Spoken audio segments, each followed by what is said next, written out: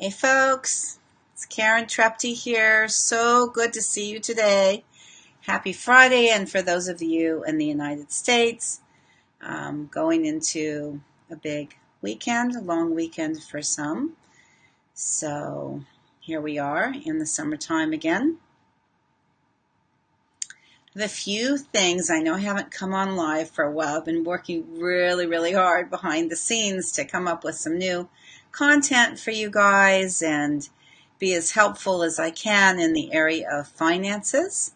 So I wanted to go through just a few things with you today.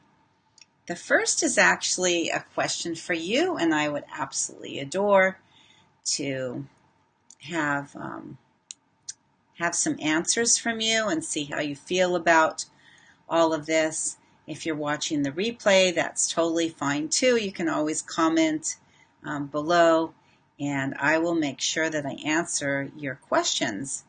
So let's talk about this juicy subject right now. And that question is, are you a saver or are you a spender? And I may look down from time to time because I've got some notes for today. So I think that both of those are extremes.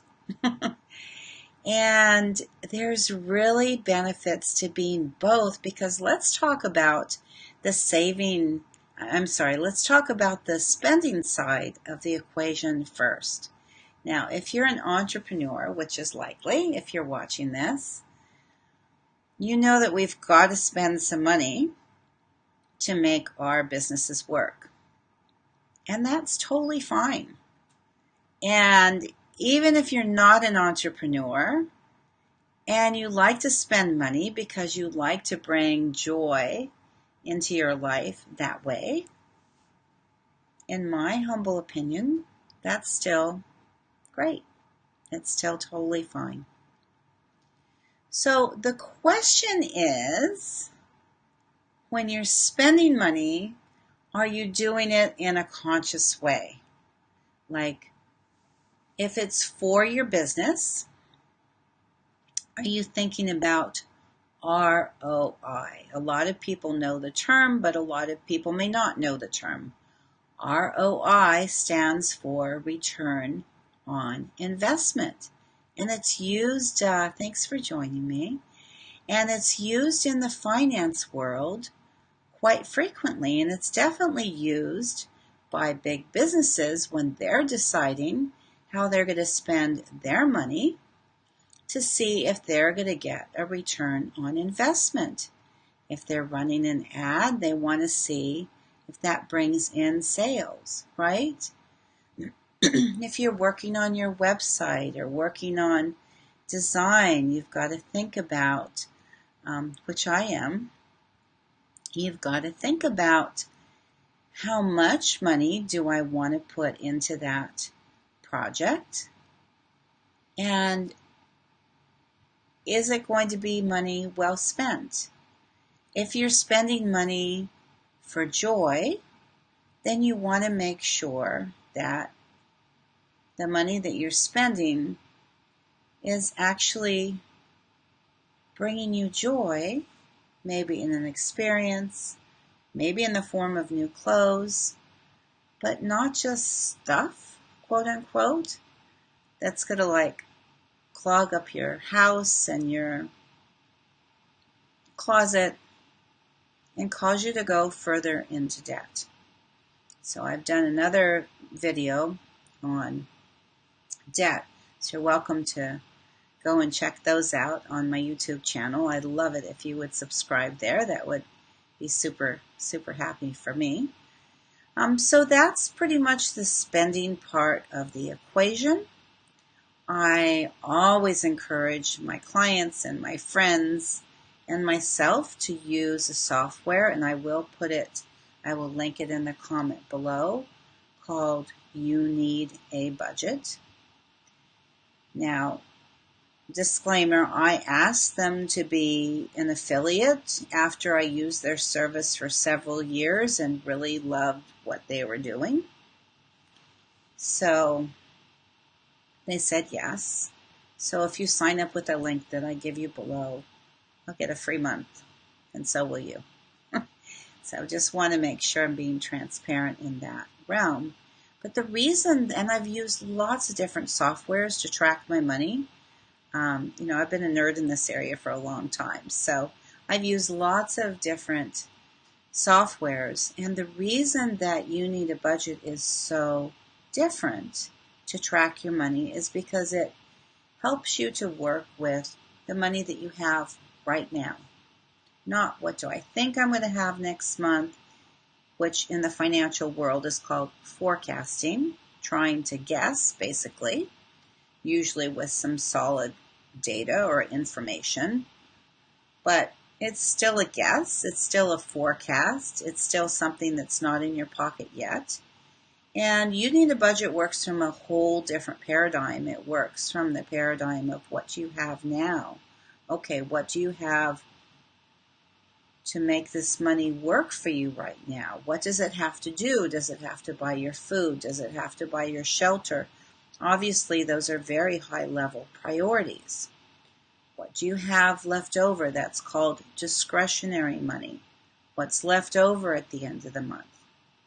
And if you plan, it's a lot easier to have discretionary money. And honestly, saving money, guys, is not a punishment. It's a gift. It's a gift. Thank you for that thumbs up. Saving money is a gift for you, for precious you, whether you're planning for the future or planning for something shorter term. So when I say in next week blog, I wrote the blog for next week. Next week I'm going to talk about the number one way that's really simple to just start saving money. But I really want to know how you feel about that. How do you feel about yourself when you spend money on your business? I mean, I know for me, it's a lot easier for me to spend money on my business than it is on my health or going out to eat or doing something just for fun, although I do have a lot of fun running my business, I do admit. I love helping people with finance. It just brings me a ton of joy, and realizing that the impact for them is going to be so long term and bring them benefits their entire life really makes me happy. But when you think about, am I a saver? Am I a spender? All I'm asking is that you make a conscious choice in each moment. You use a tool like You Need a Budget. Figure out where your money's going. A lot of people don't like doing that. They think, that hampers me and that keeps me bound in. It's rules. And come on, guys, I'm a rebel too. But rules and structure can actually do good things for you, especially if you're making the rules, right? Doesn't that make it seem more empowering? If you're going and you need a budget, you're making your own categories. You're deciding what you want to spend the money on, and ultimately, by tracking it and planning for it, that is what gives you the power to go for the bigger goals for what you want to do. So, when you're paying your bills, who do you pay first? I'm all about paying you first. That's who you should be paying, is you. I mean, I was taught that a long time ago by a very successful owner of a company. And I'm talking about decades and decades ago. So let me look at my notes and see. So I'd really like to know where you like to spend your money, how you like to save your money, how do you feel about it. Money is such a juicy topic for so many people. Like, how does it make you feel when you're spending money? I do almost everything in my life on intuition with a little bit of structure. So it's important to know in your gut, like, am I doing the right thing? It's important to think about it, especially if it's a bigger spend. Like, does this really, really feel good to me? Is this something that I'm drawn to, that I know will bring me a return on my investment? Even if you're going out to eat ice cream with your kids, I would say yes. You're going to have a great return on investment, right? Because you're going to remember those happy days that you did that, and so are they.